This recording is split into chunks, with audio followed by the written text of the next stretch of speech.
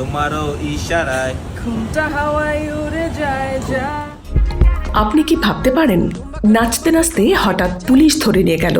ঠিক এমনটাই ঘটেছে জার্মান টিকটক তারকা নোবেল রবিনসনের সঙ্গে। ভারতের ব্যস্ত রাস্তায় টিকটক করতে গিয়ে বিপাকে পড়লেন এই বিশ্ববিখ্যাত কন্টেন্ট ক্রিয়েটর। 30 জুলাই ভারতের বেঙ্গালুরু শহরে ঐতিহ্যবাহী পোশাক পরে রাস্তায় নাচছিলেন নোয়েল। চারপাশে ভিড় জমে গেলে পুলিশ জননিরাপত্তা বিঘ্নিত হওয়ার অভিযোগে তাকে আটক করে। প্রায় 15 মিনিটের জন্য নিয়ে যাওয়া হয় থানায়। পরবর্তীতে অনুমতি ছাড়া পাবলিক প্লেসে ভিডিও করার দায়ে জরিমানা করা হয় তাকে।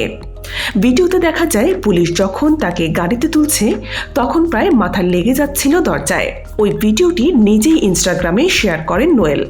তিনি লেখেন, আমি ভয় পেয়েছিলাম জেলে যেতে হবে, কিন্তু ভাগ্যক্রমে সবকিছু ঠিক আছে।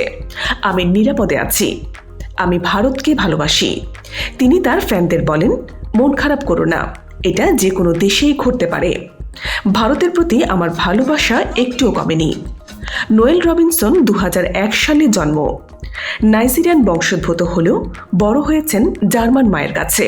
তার আফ্রো হেয়ার, ফ্রিস্টাইল নাচ আর হিপহপ কোরিওগ্রাফির জন্য তিনি বিশ্বজুড়ে পরিচিত।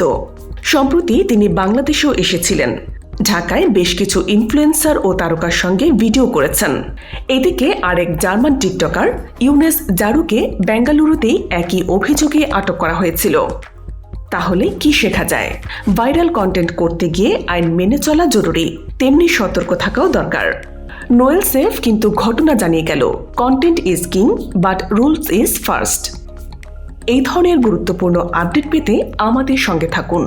BGN TV 24, সংবাদ যেখানে, বিশ্বস্ততা সেখানে।